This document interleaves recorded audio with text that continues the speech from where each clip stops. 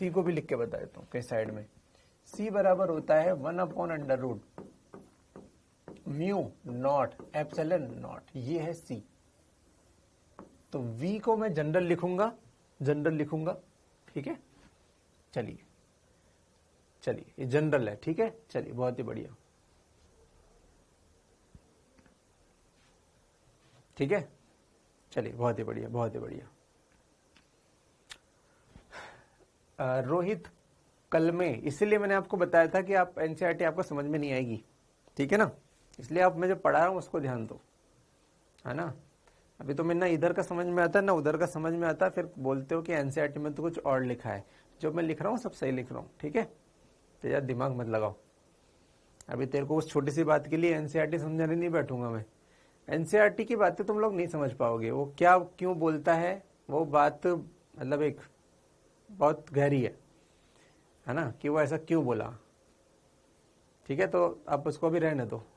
इसलिए मैं आप लोगों को बोलता हूँ कि यहाँ देखो, वो आती है नहीं अपने समझ में, बस को देख के करते हो, सही है कह रही है, चेक मत करो टीचर को, है ना। चेक करो तो फिर आपकी इच्छा। चलो ये हो गया वी, इतना बहुत बढ़िया। अब वी का समीकरण, ये रहा फॉर्मूला, तो मैंने इसको लिखा वी की जगह पे लिखा मैंने 1/√, म्यू एप्सिलॉन, और म्यू तो वैसा का वैसा ही था। आपको पता है म्यू को ये इससे कटेगा कितनी बार, √म्यू बार, तो √म्यू ऊपर आ जाएगा और √एप्सिलॉन नीचे आ जाएगा। मतलब मेरा फॉर्मूला जेड बराबर ये अपन सही था, मतलब ये सही था, √ था नहीं इसमें। फाइनली फॉर्मूला क्या बन गया, म्यू एप्सिलॉन, अच्छा ये मैंने क्या लिख दिया, √म्यू एप्सिलॉन। फाइनली ये फॉर्मूला बन गया। ये फाइनल फॉर्मूला आपको याद रखना है, कभी आया नहीं मैं तो बोलूंगा आप है ना ज्यादा से ज्यादा इसको याद रखो, ये ज्यादा इंपॉर्टेंट है। वैसे दोनों इंपॉर्टेंट है लेकिन ठीक है, कभी आया नहीं इसलिए मैं ज्यादा भाव नहीं दे सकता इसको, ठीक है। देखो इतना मत सोचो कि एनसीईआरटी में सब शब्दों का बड़ा अर्थ होता है ना, इतना मत सोचो। एनसीईआरटी में बहुत सी चीजें हैं जो लिखने वालों को ही पता नहीं है कि उन्होंने लिखा है तो क्यों लिखा। मतलब एनसीईआरटी को हम इसलिए भाव नहीं देते टीचर्स बहुत ज्यादा, मतलब उन्होंने क्या लिख दिया कुछ भी भाई, उसको छोटे छोटे एक्सप्लेनेशन मांगो ऐसा क्यों है, अरे सब सही है, सब मोह माया, ऐसे बड़ी बड़ी बात करते हैं वो लोग। लिख देंगे हमने सोच बहुत ऊपर रखी थी, ये फालतू की बात है। फिजिक्स में क्या छोटी छोटी बातें मैटर करती है ना, इसका अर्थ उसका बदल जाता है। वो लोग बोलते हैं अरे हमने तो बहुत बड़ी सोच रखी थी, आप क्या सोच रहे हो, हमारा अर्थ तो ये था, हमारा अर्थ तो फालतू की बात इसलिए लगती है। आप छोटी छोटी बात करो ना, बिल्कुल गलतियां दिखा देंगे हम 10 इसमें ऐसा इसमें वैसे, लेकिन फिर वही बातें आती है, इसका अर्थ तो वो था, इसका अर्थ तो वो था, इसलिए ना फिर बच्चे नहीं समझ पाते, और इसलिए हमको मजा भी नहीं आता फिर इस चीज को पढ़ने में और पढ़ाने में, है ना। क्या छोटी छोटी बातें मैटर करती है यार, फिजिक्स से मजाक थोड़ी है। तुम कुछ भी बोल दोगे हमारा भाव तो ये था, ये थोड़ी हो जाता है। चलो जो भी छोड़ो। तो ये फॉर्मूला जेड बराबर E/H, ई क्या होता है विद्युत क्षेत्र, म्यू एच क्या होता है चुंबकन क्षेत्र, चुंबकीय क्षेत्र, चुंबकन क्षेत्र पढ़ा चुका हूं, बार बार नहीं बताऊं। अच्छा ये तो आंसर हो गया। निर्वात के लिए अगर कोई बात करे, निर्वात के लिए जेड बराबर, अब निर्वात में क्या होता है, जब भी निर्वात आ जाए म्यू को लिख दो म्यू नॉट और एप्सिलॉन को लिख दो एप्सिलॉन नॉट। चाहे तो इसको अपने शब्दों में लिख लो आप, जहां भी कॉपी आपके पास होगी। जब भी निर्वात आ जाए तो म्यू को म्यू नॉट, एप्सिलॉन को एप्सिलॉन लिख देंगे और आंख बंद करके, और वी को सी लिख देंगे। निर्वात में 3 काम करने हैं, म्यू को म्यू नॉट, एप्सिलॉन को एप्सिलॉन नॉट और वी को सी लिख देंगे। ये लिख लो आप अपने हिसाब से, मैं आपको समय दे रहा हूं 15 सेकेंड, ये आप लिख लो निर्वात में क्या करते हैं, ये आप लिख लो निर्वात में क्या करते हैं।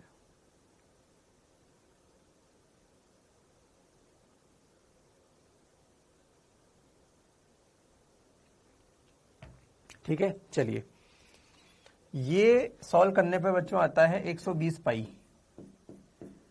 इसको गुणा करने पे शायद 377 ओम आता है। एक बार चेक कर लेना कोई बच्चा कैलकुलेटर से। 120 इंटू पाई का मान 3.14, इसको गुणा करने से क्या 377 ओम आ रहा है, एक बार चेक कर लो। समझ याद है ये आता है, लेकिन फिर भी चेक कर लो, रटने में गड़बड़ हो जाए तो। ये निर्वात के लिए इतना ओम है ना, ये निर्वात के लिए प्रतिबाधा है, मैंने लिखा ना प्रतिबाधा, हाँ प्रतिबाधा समझते हो ना, ओम रेजिस्टेंस ओम। निर्वात की प्रतिबाधा EMW के लिए 120 पाई 377 ओम होती है। क्या चेक कर लिया किसी ने? चलो कैलकुलेटर से कर लो। हाँ 376.8, हाँ ठीक है, लगभग वही बात है, सही है सही है, 377 ओम। ठीक है चलिए, तो ये है भाई, तो बहुत ज्यादा इंपॉर्टेंट नहीं है लेकिन फिर भी है ना, कभी पूछ ले तो अपन को, तो ये दोनों फॉर्मूले अपन याद रख लें और यार रख ही लें सब, और क्या है। ये डेरिवेशन टाइप की चीजें आपको आनी चाहिए, क्योंकि इसमें आगे जितने भी फॉर्मूले आएंगे उसमें इस तरह डेरिवेशन टाइप की चीजें आएगी, तो आपको याद रहे तो अच्छी बात है भाई। तो किसी भी बच्चे को इस फॉर्मूले में ये सब याद रहे ना रहे, ये जरूर याद रखना। 3 स्टार बना दिए मैंने, ये सबसे ज्यादा इंपॉर्टेंट है पहला। देखो दूसरे पे एक भी स्टार नहीं बनाया, जबकि बातें बहुत सारी है इसमें, दूसरे में बातें बहुत सारी है, लेकिन नीट के पॉइंट ऑफ व्यू से पहली चीज इंपॉर्टेंट है। चलिए चलिए, थर्ड पॉइंट लिखता हूं मैं, ऊर्जा घनत्व, ऊर्जा घनत्व। अब EMW में आपको फोटो याद होगा बच्चों, विद्युत क्षेत्र और चुंबकीय क्षेत्र आधा आधा पार्ट होता है। जैसे आधे पार्ट में विद्युत क्षेत्र है, वैसे आधे पार्ट में चुंबकीय क्षेत्र भी है। तो कॉमन सेंस बोलता है विद्युत टोटल ऊर्जा विद्युत क्षेत्र चुंबकीय क्षेत्र में आधी आधी बढ़ जाएगी। तो यही होता है कुल ऊर्जा E व B में आधी आधी बटी होती है।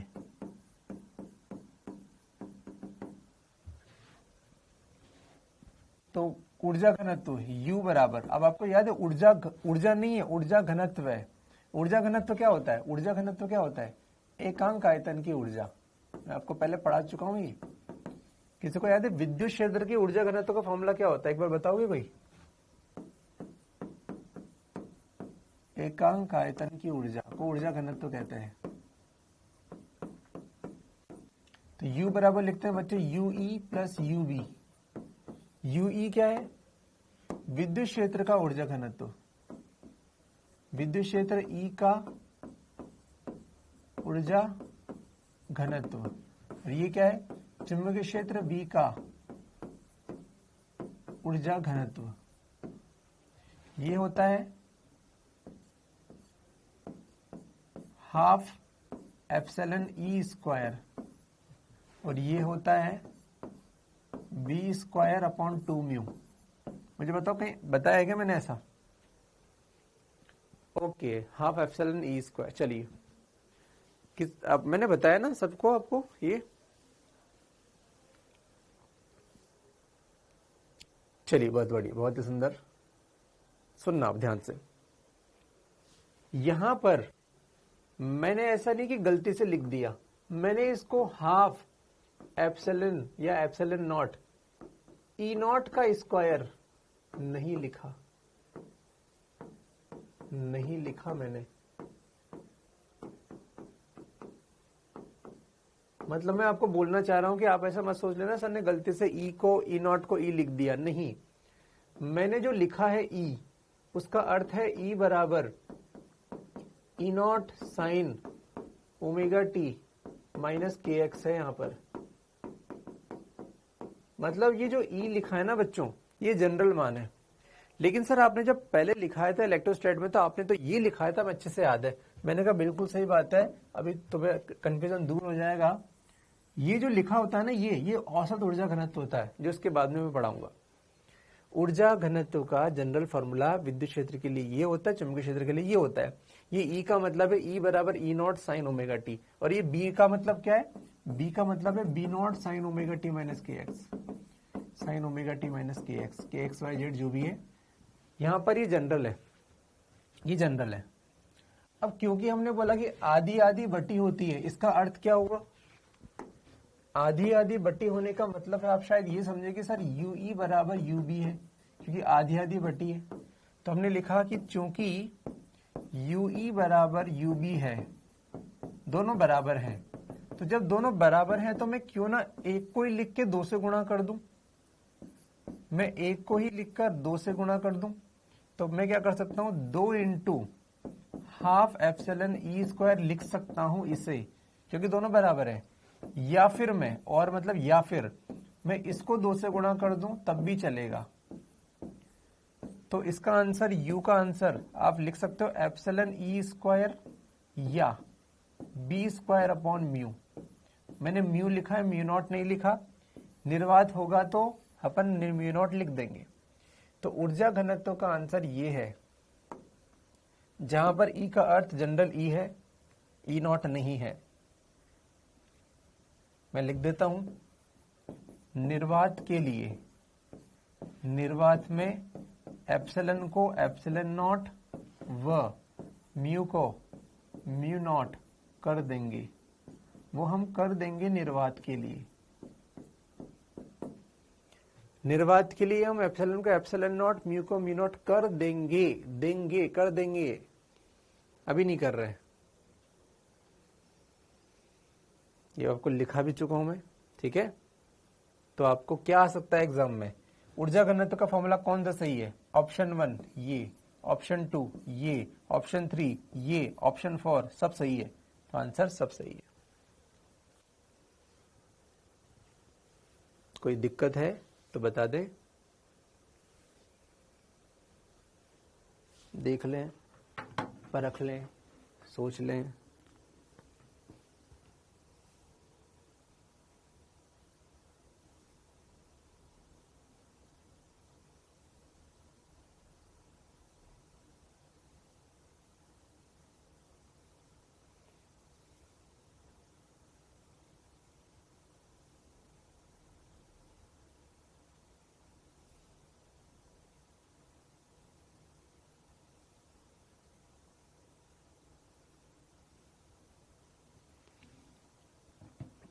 चलिए ठीक है। और ऊर्जा घनत्व से ज्यादा इंपॉर्टेंट है चौथा, औसत ऊर्जा घनत्व। ये इंपॉर्टेंट है, इस पे देखो इंपॉर्टेंट लगा के स्टार बना दिया। क्या लिखा मैंने? औसत ऊर्जा घनत्व,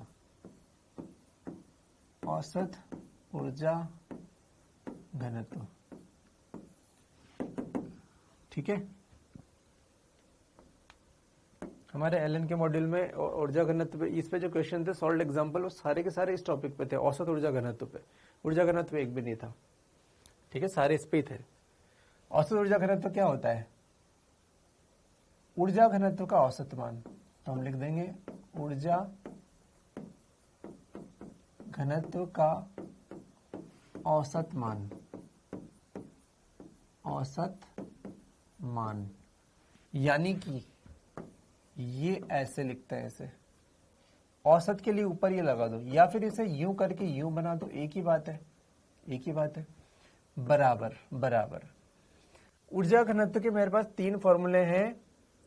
ये फॉर्मूला ज्यादा फेमस है, ये फॉर्मूला ज्यादा फेमस है, मतलब ये वाला चीज ज्यादा फेमस है। तो मैंने उसको उठाया, मैंने लिखा average of epsilon E square, ये लिख दिया मैंने, क्योंकि मेरे पास 3 फॉर्मूले थे, मैंने ज्यादा फेमस लिख दिया। और मैंने ये भी दिखा दिया कि यहां E बराबर E naught sine omega T minus K X है, एक्स वाई जो भी है वो है, ठीक है। चलो एक बार पुट कर दो, एप्सिलॉन को तो बाहर निकाल लो, कांस्टेंट है वो। तो इसका स्क्वायर करने पर ये बन गया ई नॉट का square sine square omega T minus K x, ये एवरेज, ये कांस्टेंट है, बाहर निकाल लो। एप्सिलॉन ई नॉट का स्क्वायर, ये average of sine square theta, ये इतना बड़ा थीटा है, साइन स्क्वायर थीटा का एवरेज सिखाया मैंने, हाफ होता है। देखो फॉर्मूला क्या बन गया, हाफ एप्सिलॉन ई नॉट का स्क्वायर, देखो कितना सा अंतर है।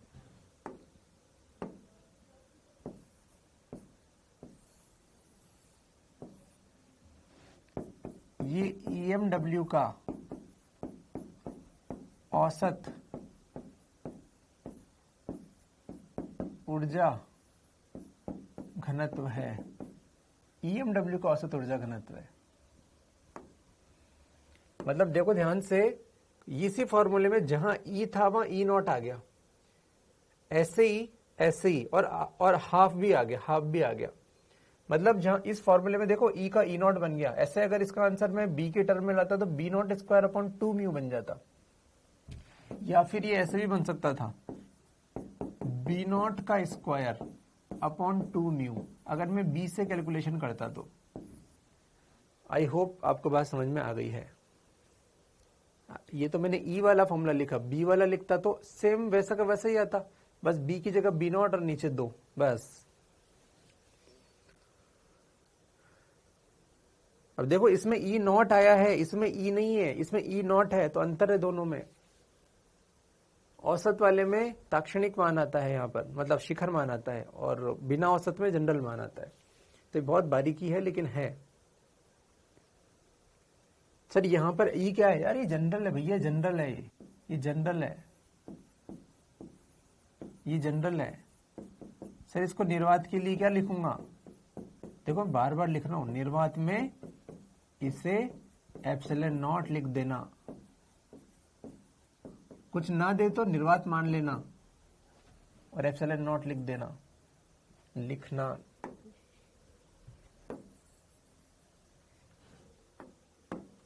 लिखेंगे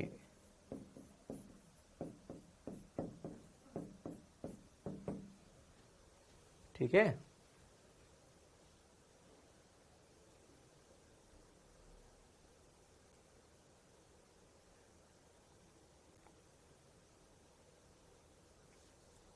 दीक्षा पांडे, कल मेरी बातों से तकलीफ हुई, काहे की तकलीफ हुई, मैं तो भूल भी गया, मुझे तो याद ही नहीं आ रहा क्या हुआ था। कल आपकी बातें हमारे दिमाग में घूम रही थी तो अच्छा नहीं लग रहा था। अबे क्या घूम रही थी, क्लास में चीजों को वैसे लेके बैठते हो क्या तुम लोग, बावले हो क्या। मैं खुद याद नहीं रखता, मुझे तो याद ही नहीं आ रहा कि कल क्या हुआ था, परसों, तो उसको लेके बैठी है बावली। हाँ, जो होता है क्लास में होता है, तुमने बोल लिया, मैंने बोल लिया, खत्म, अब पढ़ाई पे ध्यान दो। ना तुम्हारे पास इतना टाइम होना चाहिए, ना मेरे पास तो क्या रहता ही नहीं है कि तुम्हारी बातों को याद रखूं। मेरे पास इतना टाइम नहीं रहता कि मैं तुम्हारी बातों को याद रखूं, सोचूं उसने क्या कहा था। अरे जो कहा था यहाँ कह दिया, मैंने भी बोल दिया, हो गया, मेरे को पढ़ाना है आगे। ऐसे याद रखूंगा तो मैं क्या ही पढ़ाऊंगा, याद रखने का टाइम ही क्या है मेरे पास। मुझे प्रैक्टिकली सच में याद नहीं आ रहा कि दीक्षा कल परसों लग तो रहा है कुछ तो हुआ था, लेकिन मुझे नहीं पता क्या हुआ था। ठीक है, तुम भी अपने आप को ऐसा बनाओ। अरे मुझे याद नहीं रहता भैया, आज कुछ होगा, कोई बच्चा कुछ गड़बड़ करेगा, मुझे कल भूल जाता हूं मैं, और ये मेरा गुण मुझे अच्छा लगता है। हाँ, जब शुरू में स्टार्ट किया पढ़ाना तब याद रहता था, क्योंकि तब वो कुछ काम ही नहीं थे। अभी हजारों काम होते हैं भाई, है ना, हजारों काम होते हैं अभी, तो याद नहीं रहता है ना। चलिए ठीक है, अब जो भी है ठीक है, तो मुझे नहीं पता, जो भी था भूल जाओ। हाँ एप्सिलॉन, चलो ये जो बता रहा हूँ वो आगे समझ में, क्या जो बता रहा हूँ। अबे ये क्या नाम है किसी का, किम तायुंग, अबे ताइवान से आया क्या, साउथ कोरिया से आया तो नॉर्थ कोरिया से, किम तायुंग, तूने नाम जबरदस्ती बनाया क्या, होगा नाम तो विशाल गट्टू और कुछ ना कुछ, और इसने अपने आप को बना लिया किम तायुंग। क्या लगता है भाई लोग, ये किम जोंग का सिपाही लग रहा है मुझे तो, बच के रही हो। चलिए ठीक है, बात हो गई। अच्छा, अभी बहुत इंपॉर्टेंट बात करने वाला हूं, ध्यान दो पूरा सब लोग, बिना टाइम पास किए। मैंने जानबूझ के लिखा है लाइन, ईएमडब्ल्यू का औसत ऊर्जा घनत्व। ध्यान से सुनना, मैंने कहा ओ मेरी ईएमडब्ल्यू, बोले हाँ सर बताओ। मैंने कहा देख तुझ में तेरा औसत ऊर्जा घनत्व ये है। मैंने कहा, उसने कहा बिल्कुल सर सही बात है मेरे है। मैंने कहा कि यार एक बार बता, ये जो ऊर्जा घनत्व तेरा है, तो तेरे अंदर किस किस का ऊर्जा घनत्व होता है। उसने कहा सर विद्युत क्षेत्र चुंबकीय क्षेत्र का। अब मैंने कहा कैसा होता है, उसने कहा दोनों का बराबर होता है। मैंने कहा देख, अगर तेरा पूरा ऊर्जा घनत्व इतना है और तेरे अंदर दो क्षेत्र हैं, विद्युत और चुंबक, तो मैं कहूं केवल विद्युत क्षेत्र का ऊर्जा घनत्व बताओ। ध्यान से पढ़ना, केवल विद्युत क्षेत्र का औसत ऊर्जा घनत्व, केवल विद्युत क्षेत्र का। तो यार इसका आधा कर दूं क्या मैं, आधा कर दो इसका। अरे यार ये दोनों का है ना, अब दोनों में से एक भाई ने पांति मांग ली, दो भाइयों की प्रॉपर्टी इतनी है, एक भाई ने कहा मुझे पांति दे दो मेरी, तो क्या आधी नहीं कर दोगे, आधा कर देंगे। आंसर क्या बन जाएगा, 1/4 एप्सिलॉन ई नॉट का स्क्वायर। और माध्यम ना दे क्या है क्या नहीं है, तो ये लाइन याद रखना, एप्सिलॉन को एप्सिलॉन नॉट लिख देते हैं। जब ये क्वेश्चन हेलन के मॉड्यूल में था और बच्चे सॉल्व करते थे तो काफी लोग बोल देते थे गलत लिख दिया। मैं तुम्हें बता रहा हूं, काफी टीचर भी बोल देते थे गलत लिखा है, 1/4 की जगह 1/2 आएगा। अबे मूर्खो 2 नहीं आएगा, वो सही है, तुमने ध्यान से नहीं पढ़ा। उसने लिखा है केवल विद्युत क्षेत्र का औसत ऊर्जा घनत्व जो कि 1/4 होता है, वो सही है। तो ये गलत नहीं होता, वो खुद को नहीं आता तो अपन गलत कर देते थे, मतलब अपन नहीं करते थे। ठीक है, ये 1/4 होता है, वो सही है। तो शब्दों का खेल है, इसलिए मैंने शब्द लिखे। ईएमडब्ल्यू का औसत ऊर्जा घनत्व 1/2 एप्सिलॉन ई नॉट का स्क्वायर होता है। लेकिन जब वो केवल विद्युत क्षेत्र का पूछे या केवल चुंबकीय क्षेत्र का पूछे तो उसको 1/4 करना होता है, क्योंकि इसका आधा हो गया ना वो, तो 1/2 की जगह 1/4 आ जाएगा। क्या तुम्हें समझ में आ गया डिफरेंस?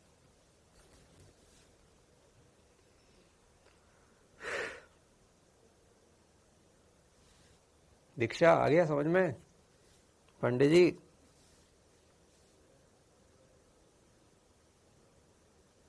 ये चुलबुल पांडे की बहन को आना चाहिए भैया पहले। ये तो चुलबुल पांडे जी इतने छेद करेंगे, इतने छेद करेंगे, कंफ्यूज हो जाएंगे कि सांस कहां से लें। और दीक्षा आया?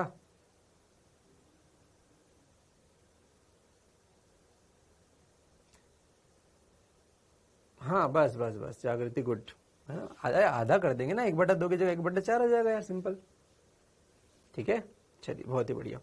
अच्छा, केवल विद्युत क्षेत्र का, केवल चुंबकीय क्षेत्र का करता तो क्या इसको 1/4 कर देते? केवल चुंबकीय क्षेत्र का कर देते तो क्या इसको 1/4 कर देते? आई होप आप कर सकते हो। क्वेश्चन आया तो ध्यान से पढ़ना। केवल विद्युत क्षेत्र का औसत ऊर्जा घनत्व पूछे तो 1/4 एप्सिलॉन ई नॉट का स्क्वायर। टेक्निकल याद रखोगे ढंग से अगर तो याद रहेगा। ठीक है, चलिए देख लो, एक बार देख लो, जी भर के देख लो।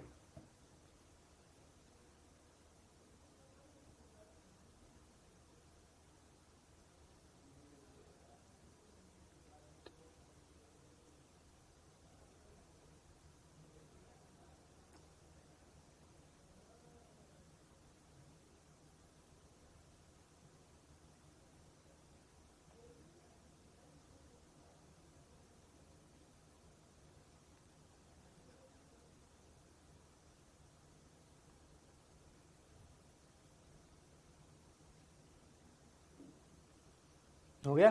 ठीक है, चलिए चलिए चलिए चलिए, ठीक है, ये अपना हो गया। तो याद रखना, ये एक और स्टार बना दो इस पे। मैं इस पे क्वेश्चन आता है बच्चों, ठीक है? तो जहां स्टार बना दिया स्पेशली उसको थोड़ा सा ध्यान रखो। चलिए ठीक है, नेक्स्ट 4 हो गया, पांचवा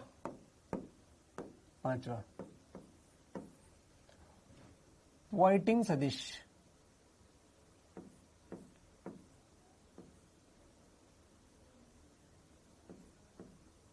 पॉइंटिंग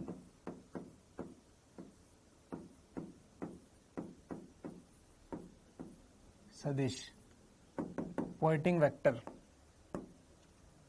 पॉइंटिंग सदिश। ये होता है एस वेक्टर और इसका फॉर्मूला होता है एस बराबर ई क्रॉस एच।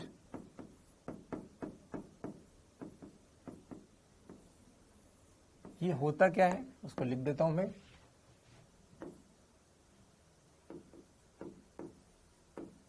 ईएमडब्ल्यू में एकांक क्षेत्रफल से एकांक समय में बहने वाली ऊर्जा पॉइंटिंग सदिश कहलाता है। तो ये तो बस शब्दों वाली बात हो गई कि हाँ ऐसा होता है। ठीक है, ठीक है। पॉइंटिंग सदिश, अबे क्या लिखा अंग्रेजी में गधे, जनरल है, क्या लिखा मैंने इसमें अंग्रेजी में जो तो समझ में नहीं आया। ये जनरल है, जनरल है, जनरल मतलब माध्यम में। एप्सिलॉन क्या है, जनरल, जनरल मतलब माध्यम में है, ये माध्यम का अर्थ है। और निर्वात हो तो माध्यम को क्या लिख देता है, एप्सिलॉन नॉट। कल की क्लास नहीं पढ़ी तूने, मुठ आगे आ गया। चलो, पॉइंटिंग सदिश क्या होता है बच्चों, ये होता है। अब ये होता तो ठीक है, बहुत सिंपल शब्द है याद करने के लिए तो, कि एकांक समय में एकांक सदिश, एकांक समय में एकांक क्षेत्रफल से बहने वाली ऊर्जा, ये क्या दिखाई देता है, ये क्या पॉइंटिंग सदिश, पॉइंटिंग नहीं पढ़ाया था क्या,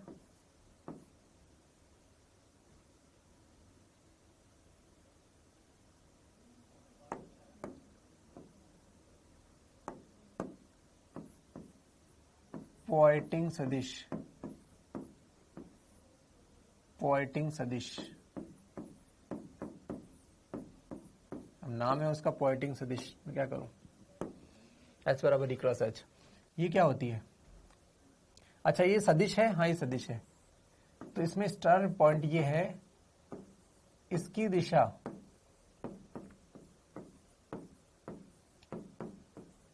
तरंग संचरण की दिशा में होती है, तरंग संचरण की दिशा में होती है। ध्यान से समझना भैया, ये इंपॉर्टेंट है, नीट में आ चुका है, भले उसने शब्द का यूज नहीं किया, पॉइंटिंग सदिश शब्द का यूज नहीं किया, लेकिन S बराबर ई क्रॉस एच का यूज हुआ है। अब ध्यान से देखना, इंपॉर्टेंट है, इस पे भी स्टार बना दिया मैंने डबल। ठीक है, नीट में आ चुका है ये क्वेश्चन, बच्चे ध्यान से समझना। मुझे बताओ S वेक्टर बराबर ई क्रॉस एच की दिशा, अच्छा इसको पहले क्या क्या लिख सकते हैं, अपन पहले लिखते हैं, चलो। ई क्रॉस एच की दिशा, क्या इसकी दिशा को आप यही बोलोगे ना, एस कैप, एस बराबर ई क्रॉस, अब यहां पे आपका वेक्टर का टेस्ट भी हो जाएगा। एस बराबर ई क्रॉस एच की दिशा क्या होती है, तो किसी ने बच्चे ने बोला सर एस कैप होती है। मैंने कहा बहुत बढ़िया, मैंने कहा और बता क्या होती है। उस बच्चे ने बोला सर ई कैप क्रॉस एच कैप, ये एक ही बात है, या तो एस कैप बोलो या ई क्रॉस एच बोलो, इसकी दिशा होती है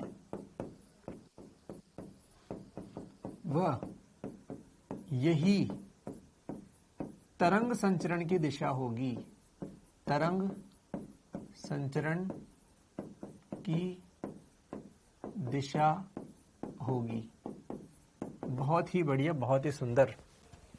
अब किसी बिंदु ने, किसी बच्चे ने सोचा कि सर मुझे तो ये पता है कि चूंकि B बराबर म्यू एच होता है। मैंने कहा यार बिल्कुल सही सुना है तूने। तो उसने कहा कि सर मैं इसको ऐसे नहीं लिख सकता क्या, कि सर S वेक्टर बराबर E क्रॉस H की जगह B अपॉन म्यू लिख दिया, तो B अपॉन म्यू की दिशा, अब इसकी दिशा क्या होगी, इसकी दिशा होगी E क्रॉस B की दिशा। यार S बराबर किसके है, S बराबर E क्रॉस B है ना सामने, तो क्या इन दोनों की दिशा बराबर होगी, यस। क्या इन दोनों की दिशा बराबर होगी, यस, बिल्कुल। आपको ये आना चाहिए भैया, S vector E cross H के बराबर है तो इसकी दिशा बराबर है, ये इसके भी बराबर है तो इनकी दिशा भी बराबर है, क्योंकि H और B तो आपस में भाई भाई है, तो उसमें कोई फर्क नहीं पड़ा। ठीक है, की दिशा, और यही दिशा क्या होगी, यही दिशा तरंग संचरण की दिशा होगी। तो अपन को E क्रॉस B की दिशा निकालनी हो या E क्रॉस H की दिशा में निकालनी हो, वो तरंग संचरण की दिशा होगी, क्योंकि वो S की दिशा होगी। मैं एग्जांपल से बता रहा हूं, आपको टफ लग रहा होगा तो एग्जांपल, E वेक्टर बराबर IK प्लस 2J कैप व बी वेक्टर बराबर जे कैप माइनस के कैप, तो ईएमडब्ल्यू की दिशा बताओ।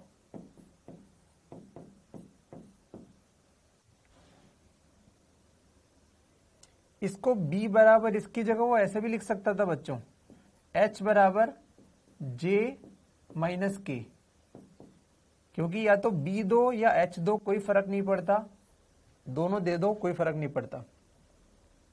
तो मेरा दिमाग क्या कहेगा कि यार E पता है और B या H में से कोई भी एक पता है, तो मुझे क्रॉस प्रोडक्ट करना आता है, तो मैं क्रॉस प्रोडक्ट करके देखूंगा। तो दिशा क्या होगी, तो इसका आंसर है E क्रॉस H या E क्रॉस B की दिशा। चलो E क्रॉस B निकालते हैं, अब मैं करके दिखाता हूं। तो कैसे निकालते हैं, मैं E क्रॉस B निकाल देता हूं, ठीक है। तो इसकी E क्रॉस B निकालते हैं। E क्रॉस B बराबर, अब बहुत सारे तरीके हैं, मैं ये वाला तरीका यूज कर रहा हूं, आई जे के। ई क्या था, आई प्लस 2J, तो आई प्लस 2J, के नहीं था तो 0 लिख दो। और B क्या था, J माइनस के, तो आई में कुछ नहीं है, J1 माइनस के मतलब -1।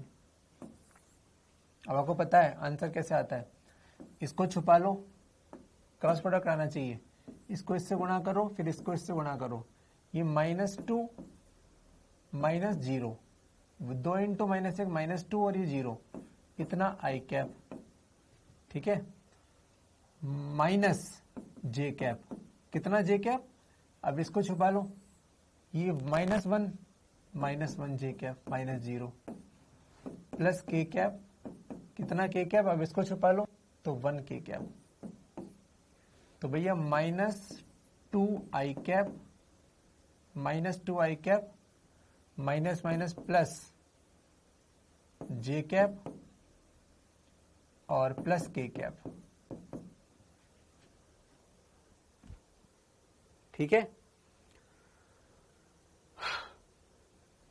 क्वेश्चन को थोड़ा इजी बना देता हूं यार, ठीक है। वैसे तो देखो मैं, चलो ठीक है, अभी बन गया तो मैं बन गया, मैं क्वेश्चन को वो बना रहा हूं जो नीट में आया हुआ था।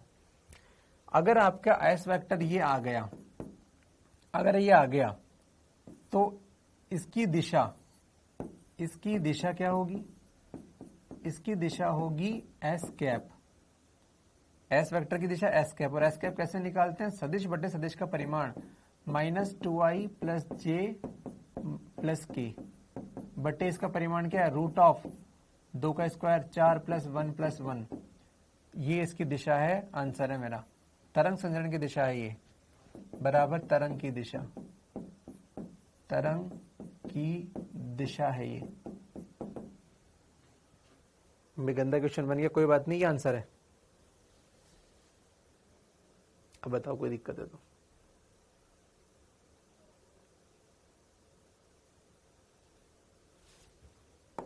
मैं इस क्वेश्चन को सिंपल बनाऊं जो नीट में आया था।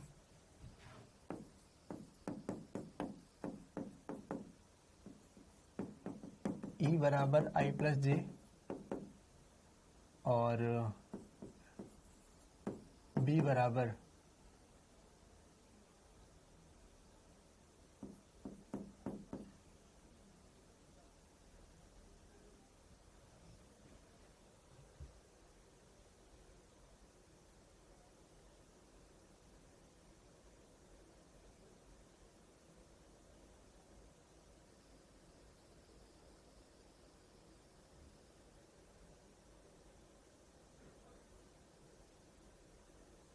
B बराबर मान लो आई कैप, हो गया इतना। तो तरंग की दिशा बताओ।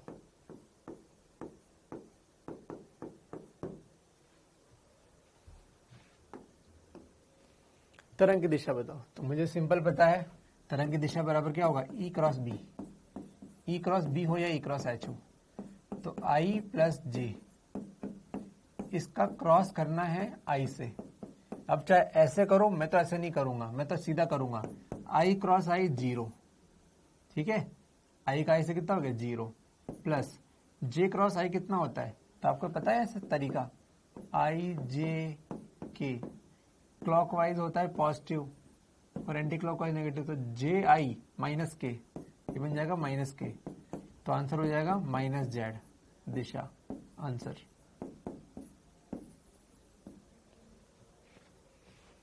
जैसे भी आता है कर सकते हो। क्या समझा दीजिए जागृति, ये क्रॉस प्रोडक्ट सिखा दूं? ना ना ना ना, ये तो सिखा दिया सर ने, इसके लिए तो आपको वेक्टर के रिवीजन करना पड़ेगा, ऐसे तो हो गई पार। फिर क्या तुम्हें क्रॉस प्रोडक्ट नहीं आया?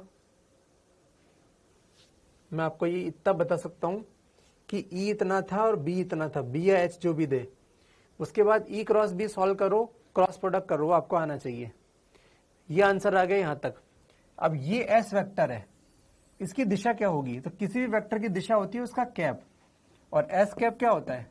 सदिश बटे सदिश का परिमाण, ये होता है एस कैप। किसी का भी कैप होता है सदिश बटे सदिश का परिमाण। सदिश वैसा का वैसा लिखा, इसका परिमाण क्या लिखता है? रूट ऑफ 2 का स्क्वायर प्लस 1 का स्क्वायर प्लस 1 का स्क्वायर। अगर आपको सदिश नहीं आता तो आप वापस से पढ़ें, मतलब ये आपको दिखाती है कि आप नहीं पढ़ रहे हो। बस एस कैप निकाल दिया। सर ये आ गई है तो फिर क्या नहीं आई भाई, हो गया ना। इसमें भी वैसे ही करना है, ये तो मैंने शॉर्ट में कर दिया, आप तो ऐसे ही करो बड़ा बड़ा, मैंने दही बड़ा कर दिया, अब बड़ा बड़ा करो, मुझे दिक्कत नहीं है। बस मैंने आपको ये दिखाया कि ई क्रॉस बी की तरंग संचरण की दिशा होती है, तो तरंग X Y Z minus Z में चल रही है, इसका मतलब ये समझ में आ गया मैं। चलिए, आई होप ये आपको समझ में आ गया।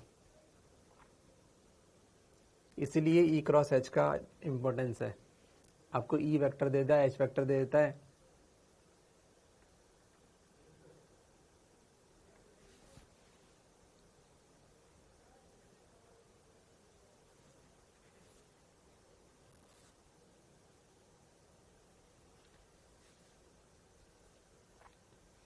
चलिए मैं आपको एक क्वेश्चन बना के देता हूं जो पीएमटी में आया हुआ है।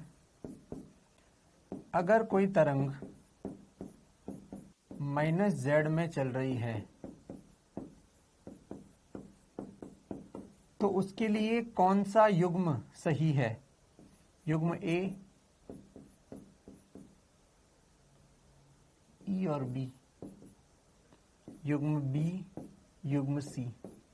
युग्म ए लिखा है आई कैप प्लस जे कैप प्लस 2 के कैप, और यहां लिखा है आई कैप। ये है जे कैप प्लस के कैप, ये -5 आई कैप, -5 जे कैप। एक युग्म है आई कैप प्लस जे कैप, और यहां लिखा है आई कैप। अभी तुम्हें क्वेश्चन नहीं समझ में आएगा, ध्यान से देखना। अगर कोई तरंग माइनस जेड में चल रही है तो उसके लिए विद्युत क्षेत्र और चुंबकीय क्षेत्र का कौन सा युग्म सही है? ठीक है, इसके लिए युग्म विद्युत क्षेत्र चुंबकीय क्षेत्र कौन सा युग्म सही है? तो ध्यान से समझो क्वेश्चन का मीनिंग क्या हुआ। उसका मीनिंग हुआ कि आप हर ऑप्शन में चेक कर करके देखो कि किसमें ई क्रॉस बी का मतलब आंसर माइनस जेड आया, माइनस जेड यानी कि माइनस के कैप आया। तभी आपने किया है क्वेश्चन, उसी को देख के बनाया मैंने थर्ड ऑप्शन। मतलब आप ध्यान से सोचो ना, तो आपको 3 बार क्रॉस प्रोडक्ट करके देखना पड़ेगा, लेंथी क्वेश्चन हो जाएगा। तो ये आपके स्पीड पर डिपेंड करता है। क्वेश्चन का मीनिंग आपको आना चाहिए, स्पीड फिर आपकी है, आपको कितना आता है कितना नहीं आता क्रॉस प्रोडक्ट, ये आपकी प्रॉब्लम है। मैंने मीनिंग बता दिया। ई और बी का युग्म छांटना होता है अपन को, तो तरंग संचरण की दिशा आपको क्वेश्चन में देता है, तो वो आंसर सही है जिसमें ई क्रॉस बी का आंसर, ये दिशा जो भी दे रखी हो वो है। तो ये क्वेश्चन दिखने में सिंपल है लेकिन लेंथी है, क्या डिपेंड करता है आपकी स्पीड कितनी है, दिमाग कितना चल रहा है। तो ये क्वेश्चन नीट में आ चुका है, आप देखेंगे तो आपको दिख जाएगा। ठीक है, चलिए, आई होप ये बातें क्लियर है, यहां भी और यहां भी। अब बताओ, इसमें कुछ पूछना है तो बताओ। हो गया सबका? अच्छा, ये तो मैंने वो बात करी जो नीट में सबसे ज्यादा आती है, मेरे को बात और भी करनी है, फालतू की बकवास। इससे क्वेश्चन आते हैं इसलिए मैंने इस पे की आज, हालांकि इसको हम और आगे बढ़ाएंगे और अब बहुत सारा टाइम पास का भी कुछ करने वाले हैं हम, देखना भी ध्यान से। मैं इसको ऊपर उठाऊंगा और इससे मैं आगे एक फॉर्मूला भी बनाऊंगा जो अभी तो नहीं, आगे काम आएगा।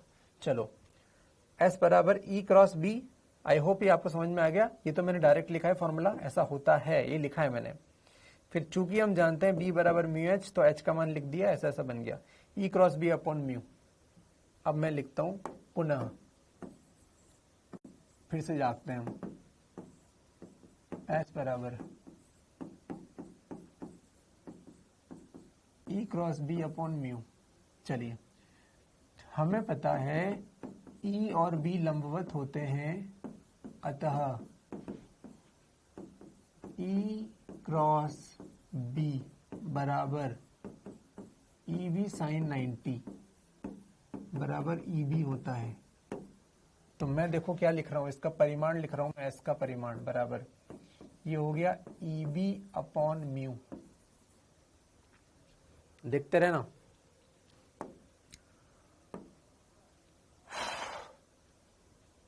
ये हो गया EB अपॉन म्यू। ठीक है भाई, बहुत ही सुंदर, बहुत ही बढ़िया बाबा। मैंने इसको E बाई ई से गुणा किया। E बाई ई तो 1 होता है, कोई फर्क पड़ना नहीं चाहिए, लेकिन मुझे ये मजा आ गया कि ये टर्म ये क्या बन गई, B अपॉन ई क्या होता है, 1 अपॉन वी बन गया। तो ये आंसर हो गया E स्क्वायर अपॉन म्यू, और ये बन गया 1 अपॉन वी। बस देखते जाओ, E बाई ई से गुणा किया, B upon E 1 upon V बनता है, क्योंकि V बराबर E अपॉन बी होता है यार, मुझे पता है V बराबर तो E अपॉन बी होता है। ठीक है, अभी देखते जाओ बस। चलिए, क्योंकि V जो होता है वो 1 upon under root mu into epsilon भी होता है। जनरल है, सी नहीं है, ये V है, जनरल है, बार बार बोल रहा हूं। तो V का मान मैंने लिखा ऐसा, कैसा लिखा, ये ऐसा लिखा।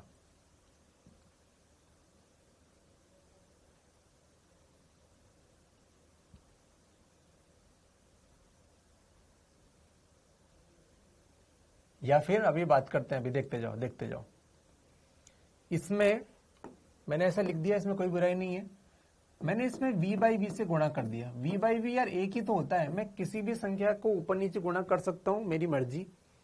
तो ये बन गया एप्सिलॉन, सॉरी एप्सिलॉन क्या, ये बन गया E स्क्वायर और ये बन गया VE स्क्वायर बन गया। ऊपर तो बन गया VE स्क्वायर, ये देखो E स्क्वायर और ये V, और नीचे बन गया म्यू V स्क्वायर, ये VV। अब देखो यहां से V स्क्वायर का मान बच्चों, यहां से V स्क्वायर का मान बनेगा 1 अपॉन म्यू और एप्सिलॉन।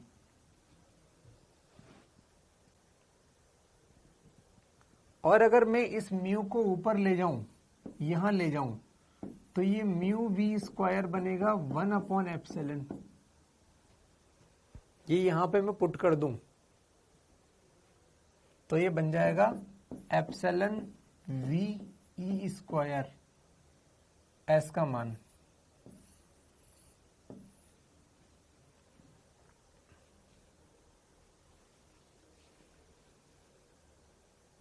मैंने हर कारण लिखा है, किसको क्यों लिखा, मैंने इसीलिए उस दिन ये सब समझाया था, म्यू एप्सिलॉन वगैरह वगैरह। किसने नहीं पढ़ा होगा तो उसके तोते उड़ जाएंगे।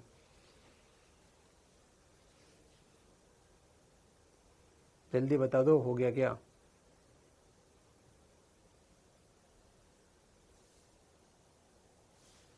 देख लो भैया, देख लो।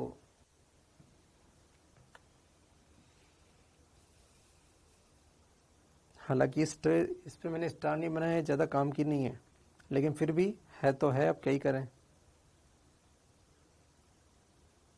है तो है, क्या कर सकते हैं।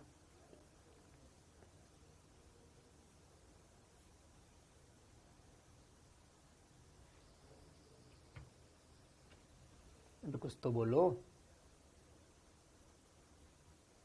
सब चीजें लिख दी मैंने, इसको गुणा किया उसको गुणा किया, चलो ठीक है, आपको रटने की आवश्यकता नहीं है। आप फाइनली ये याद रख सकते हो कि एस बराबर एप्सिलॉन वी ई स्क्वायर होता है। मैं तो बोलता हूँ इसको भी रटने की जरूरत नहीं है। मैंने ये क्यों डेराइव किया, क्योंकि इसके बाद जो चीज आएगी वो आपके काम की है, ये आपके काम की भले ही ना हो।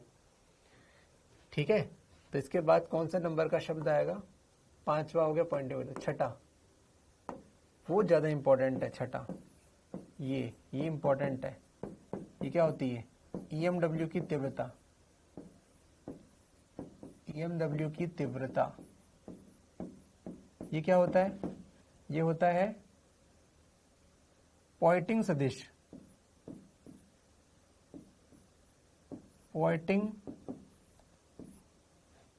पॉइंटिंग सदिश का औसत मान। पॉइंटिंग सदिश का औसत मान।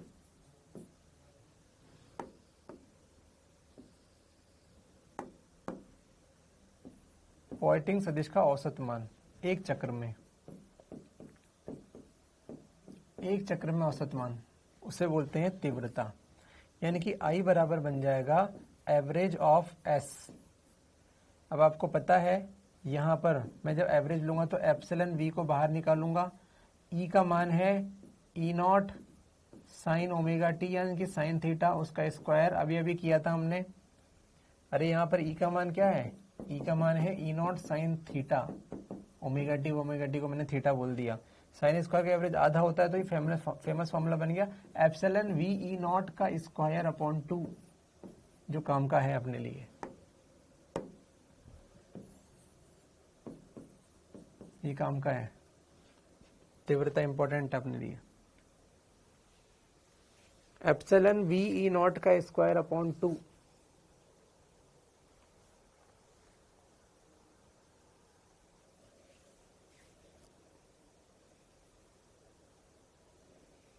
अभी क्या काम का है मैं आपको बताता हूं।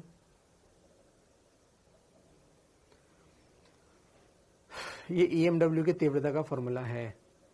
चलिए ठीक है, आगे मैं आपको स्टार बना के एक नोट लिखाता हूं। तीव्रता यानी कि इंटेंसिटी का जनरल फॉर्मूला। तीव्रता को इंग्लिश में बोलते हैं इंटेंसिटी। वह शक्ति यानी कि पावर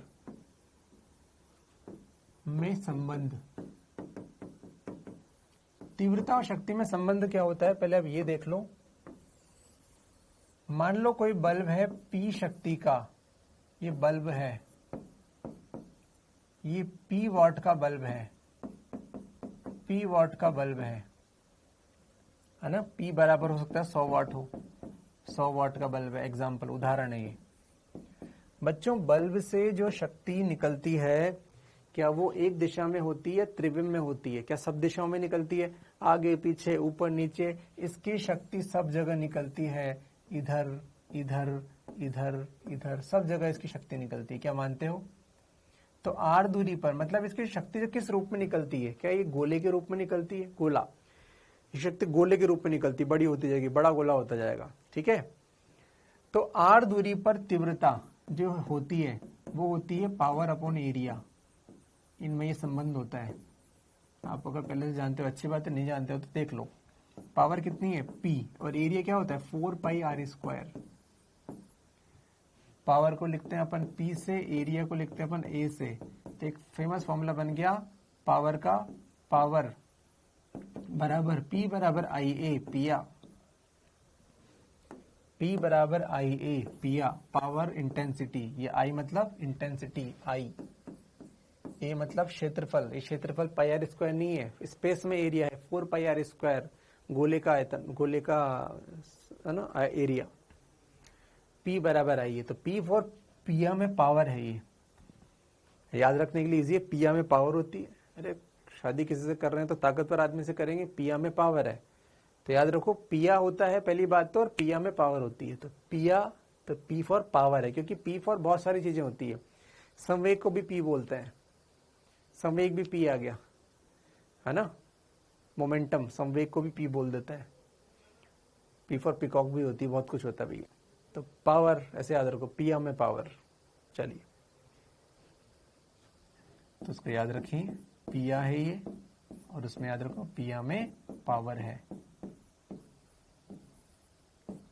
चलिए याद रखना, ये काम बहुत काम का फॉर्मूला है, जनरल फॉर्मूला ये यहाँ का नहीं है, ये सब जगह का फॉर्मूला है, ये सब जगह का फॉर्मूला है, ये मॉडर्न फिजिक्स में भी काम आएगा, इसलिए थोड़ा इतना भाव दिया मैंने इसको अलग से।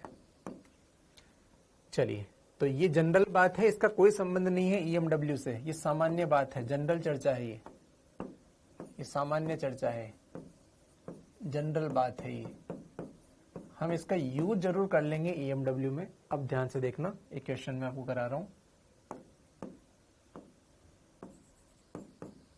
एक 100 वाट का बल्ब है, ये 100 वाट का बल्ब है, मैंने मान लिया ये 100 वाट का बल्ब है।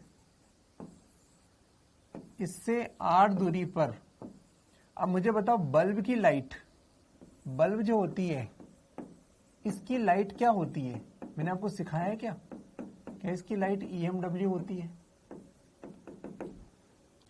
बल्ब की रोशनी या लाइट ही एक प्रकार की ईएमडब्ल्यू है, विद्युत चुंबकीय तरंगे ही है वो। और बल्ब की क्या, मैंने आपको बोला किसी की भी लाइट हो, सन की लाइट भी ईएमडब्ल्यू है, ठीक है। तो आर दूरी पर, ये एनसीईआरटी में भी एग्जांपल है इसलिए ध्यान से देख लो। आर दूरी पर उसने पूछा, आर दूरी पर विद्युत क्षेत्र का आयाम बताओ, विद्युत क्षेत्र का आयाम बताओ। आर दूरी पर विद्युत क्षेत्र का आयाम बताओ।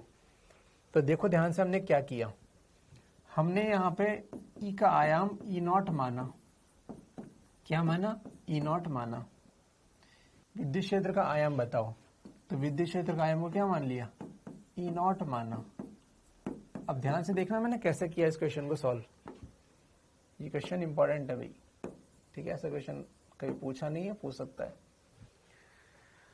मैंने कहा कि यहां तीव्रता के दो फॉर्मूले हैं, एक तो आई बराबर, अभी अभी क्या लिखा, एप्सिलॉन वी E0 का square upon 2, epsilon we E0 का स्क्वायर अपॉन 2। कुछ नहीं दिया है तो एप्सिलॉन को लिख देंगे एप्सिलॉन नॉट, वी को लिख देंगे सी, 3 गुणा 10⁸, और ये बन गया E0 का स्क्वायर अपॉन 2। ये तो मैंने बोला ही आपको हर बार, ठीक है। चलिए अबे आयाम का मतलब क्या होता है गधों, E बराबर E0 साइन ओमेगा टी, ये है आयाम, डिस्प्लेसमेंट बोल रहे हैं। चलिए ये हो गया। वह अभी अभी हमने पढ़ा है आई का फॉर्मूला, P बराबर आई है पावर अपॉन एरिया।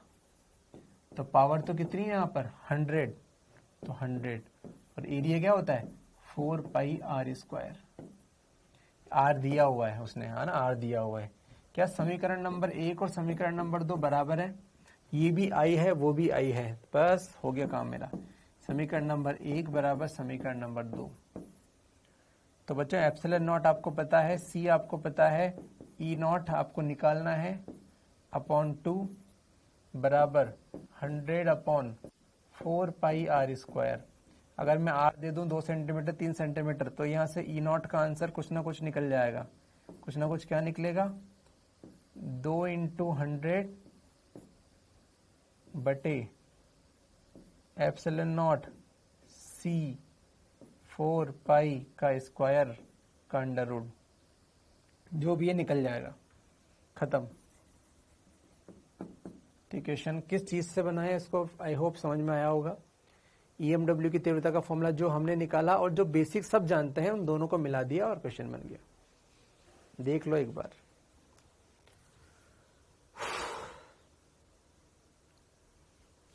देख लो एक बार।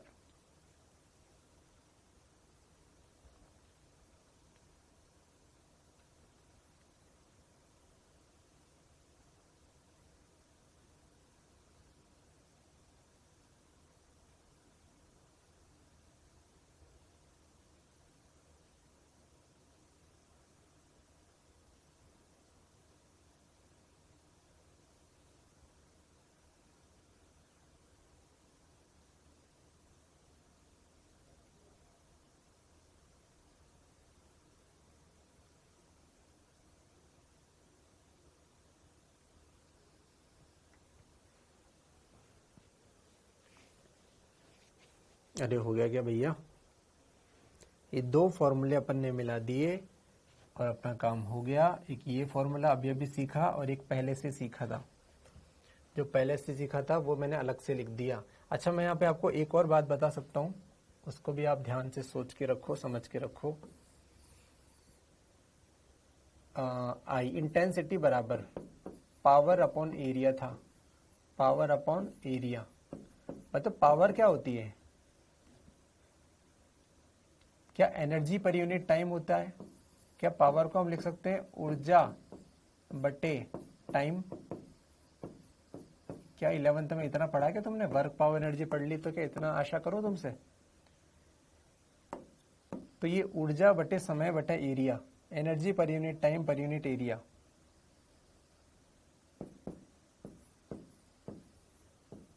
Energy per unit time per unit area, इसको बोलते हैं तीव्रता, इंटेंसिटी। तीव्रता आई होती है, मतलब आपको फील भी आना चाहिए। Energy per unit time per unit area को तीव्रता कहते हैं।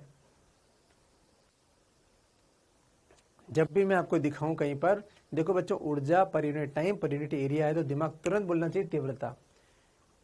अब इस चीज के लिए मेहनत करनी पड़ती है, टीचर एक बार बता देगा, उसके बाद याद तो तुमको करना है।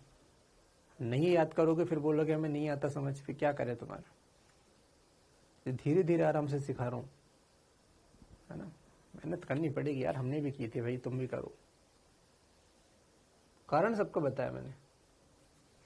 पावर बराबर एनर्जी अपॉन टाइम, ये तो वर्क पावर एनर्जी में पढ़ते हो तुम। एनर्जी पर यूनिट टाइम, कार्य करने की दर को शक्ति कहते हैं। अभी ये तो बोल देख ले तू, कार्य मतलब ऊर्जा, ऊर्जा अपॉन टाइम, कार्य करने की दर को शक्ति कहते हैं यार। ठीक है, चलिए हो गया तो मैं आगे बढ़ जाऊं। तो ये नोट भले ही है लेकिन ये बहुत काम का नोट है, 5,000 का नोट है। चलिए, तो ये क्वेश्चन कर लिया अपन ने। कौन सा नंबर का था? तीव्रता 6 नंबर की, 7वां स्थानांतरित संवेग।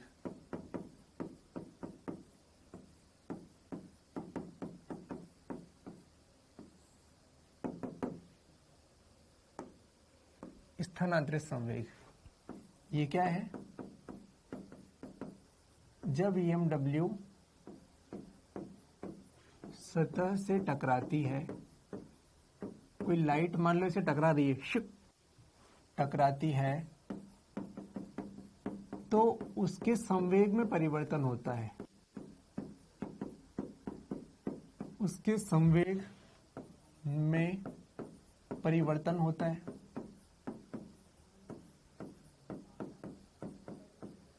अरे कोई EMW आई, टिक टिक टिक टिक टिक टिक टिक, इसे टकराई। अब इसे टकरा के क्या हो सकता है? हो सकता है एब्जॉर्ब हो जाए, अवशोषित हो जाए, या टकरा के वापस से रिवर्ट बैक हो जाए। कोई लाइट आई, इसे टकराई, या तो वो टकरा के अंदर घुस गई, खत्म हो गई, तो समय में परिवर्तन हुआ। फाइनल 0, इनिशियल समथिंग, तो कुछ ना कुछ परिवर्तन तो हुआ। या टकरा के वापस आ जाए तो भी परिवर्तन होगा। ये संवेग में परिवर्तन किसको मिलता है? इस दीवार को मिलता है। तो संवेग परिवर्तन होगा जो दीवार को मिलेगा या सतह को मिलेगा,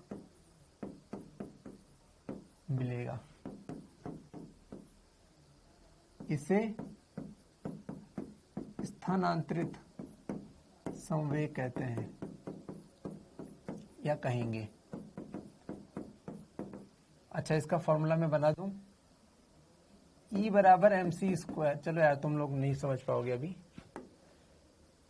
इसको सीधा याद रखो तुम तो यार, तुम्हारे लिए ज्यादा दिमाग नहीं लगाना। संवेग जो होता है स्थानांतरित संवेग, उसको बोलते हैं P बराबर ऊर्जा बटे C बराबर U अपॉन C। ऊर्जा को मैं लिख रहा हूं U, ये इसका फॉर्मूला ये होता है, तो याद रखो। फिलहाल मॉडर्न फिजिक्स में बता दूंगा कैसे आया। चलिए, तो इसमें बच्चों केस वन, जब सतह पूर्ण अवशोषक हो, जब सतह पूर्ण अवशोषक हो, पूर्ण अवशोषक सतह हो, यानी कि सतह पर आने वाली लाइट पूर्ण तरह से अवशोषित हो गई है, मतलब इसका अवशोषित हो गई है, तो P फाइनल कितना है 0 और P इनिशियल कितना है, तो माइनस एक्स में है तो minus P I cap, initial Disha minus I cap में है।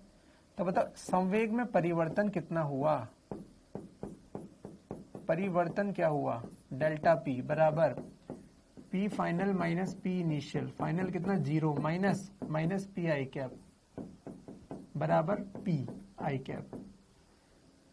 तो संवेग में परिवर्तन कितना हुआ पी, तो ये संवेग में परिवर्तन यही है भैया, ये डेल्टा पी ही लिखा है मैंने, डेल यू अपॉन सी, ठीक है।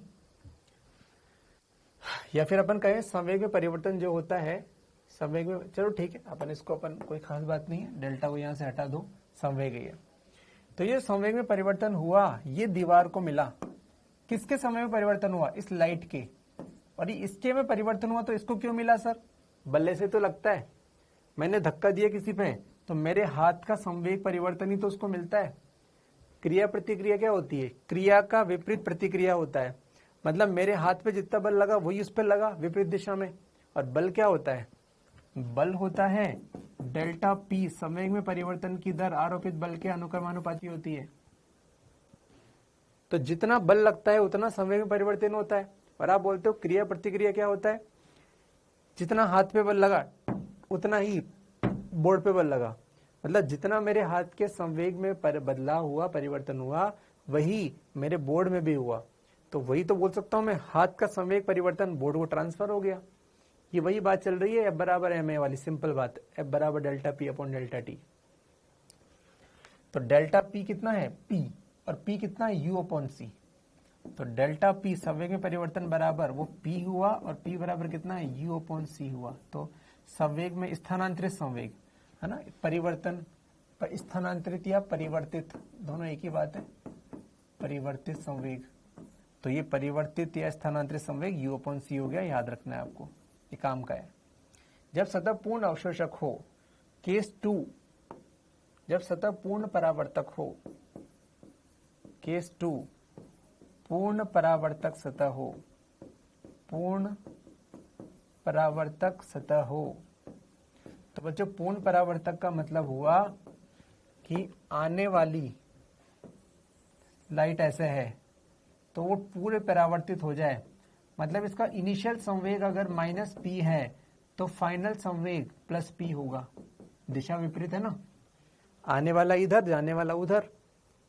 तो आपको परिवर्तन समझ में आ गया कितना होगा, है ना, पी फाइनल प्लस पी है, ये प्लस पी लिखा है मैंने, प्लस लिखा है ये, तो मैं कुछ और तो नहीं लिखा, प्लस पी। अतः डेल्टा पी आपको दिख रहा है कि 2p होगा, इतनी गणित आती है आपको, फाइनल माइनस, बस डेल्टा पी 2p हो गया, बस क्या लिखूंगा मैं 2p अपॉन सी, डेल्टा पी बराबर 2p हो जाएगा। तो मैं लिख दूंगा डेल्टा पी बराबर 2p बराबर 2u अपॉन सी। तो सतह अगर पूर्ण परावर्तक हो तो संवेग में परिवर्तन इतना होता है 2u अपॉन सी। ये सब याद रखने सुपर इंपॉर्टेंट है, ये वेरी इंपॉर्टेंट है ये। और केस 3 कोण परावर्तन, कोण परावर्तन, तो एक कोण लेंगे तो उसका घटक आ जाएगा। मान लो ये सतह है, ये लाइट ऐसे आई EMW और ऐसे चली गई, थीटा कोण पे आई, थीटा कोण पे चली गई, तो आपको डेल्टा पी जो है वो कॉस थीटा आ जाएगा, 2u कॉस थीटा अपॉन सी। ये आपको क्वेश्चन सर ने न्यूटन लॉ में कराया था। एक बॉल फेंकते थे सर ऐसे टेढ़ी, बॉल के संवेग में परिवर्तन बताओ, तो वहां ऐसा आंसर आता था। ये वही से बात है, ये पी इनिशियल ये पी फाइनल, तो आपको घटक वटक वहां पे सिखाया था सर ने, तो मैं टाइम पास नहीं कर रहा हूँ यहाँ पे। 3 केस है, कोण परावर्तन, और सतह कैसी है, पूर्ण परावर्तक सतह है ये, पूर्ण परावर्तक सतह में कोण परावर्तन, तो ऐसा आंसर आएगा।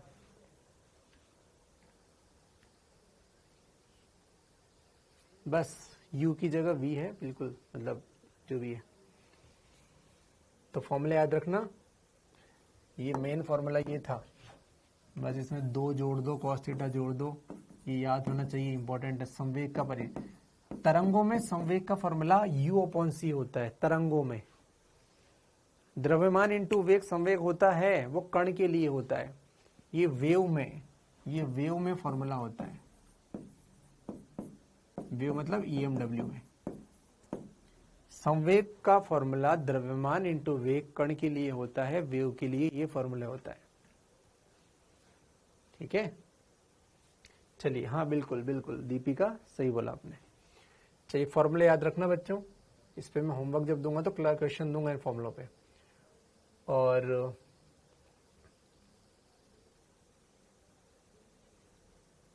एक और है, देख लो आप ध्यान से एक बार इनको देख लो।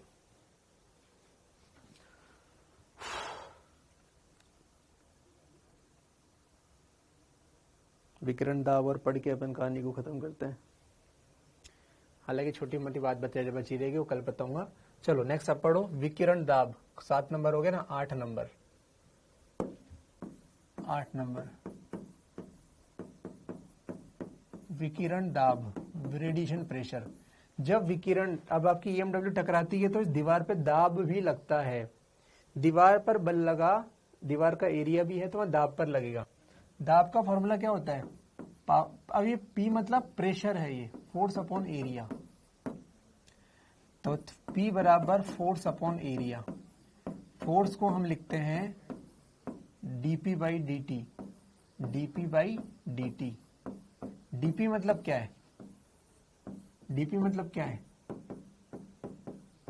संवेग में परिवर्तन।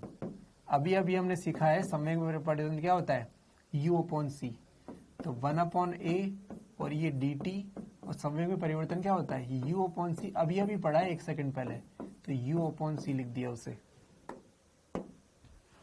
कौन से केस के लिए? केस 1 के लिए। केस 1 में ये पढ़ा है।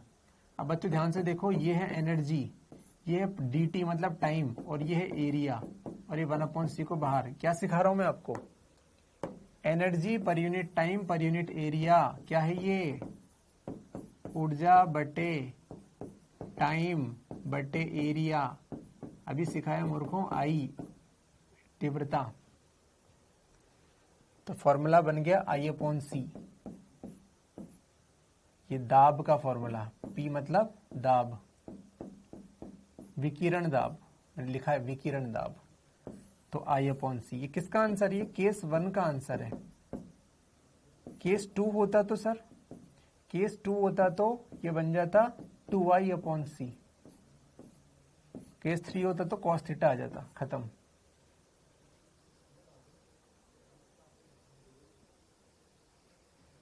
तो विकिरण दाब का फॉर्मूला याद रखो। सर विकिरण दाब की नहीं पूछा और विकिरण बल पूछ लिया तो ये रहा ना लल्ला।